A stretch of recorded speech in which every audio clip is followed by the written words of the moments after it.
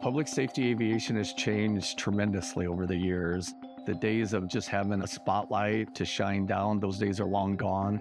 When you start looking at drones and some of their capabilities, the cameras have gotten better, the battery lives have gotten better.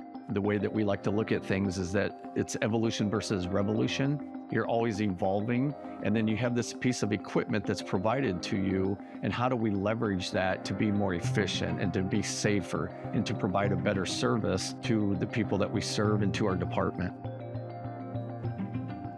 One of the key things that happens when a ShotSpotter alert comes in is that it pops up on our screen. It gives us an alert. We see a little weapon system, and then whoever's working the drone at that time will dispatch the drone to that area. They're launched within 20 seconds, and they're usually on site within 90 seconds. So we get that quick situational awareness. One of the key components to having ShotSpotter sound thinking systems integrated to our DFR program is the speed of what we're able to respond. That goes a long ways, and that puts us on site with situational awareness very quick. With the thermal technology and the camera technology inside the drones, and we're leveraging the information that sound thinking provides to us, it allows us to pinpoint locations and to kind of search those areas so that we may locate that person quicker, so that we can get them that medical aid faster and maybe save their lives. And a big component of this too that needs to be looked at is how easy the integration is to our ecosystem. It's very seamless, and it was very easy to get it into our system.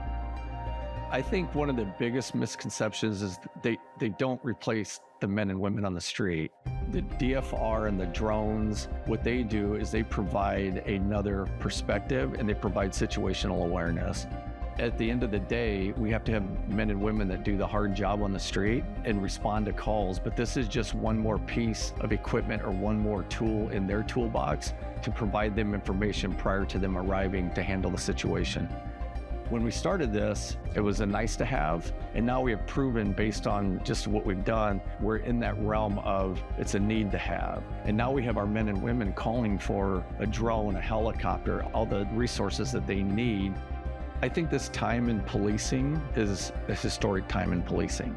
We're going to look back in 3, 5, maybe 10 years, and this will become kind of an expectation and a norm that people will just expect to see drones.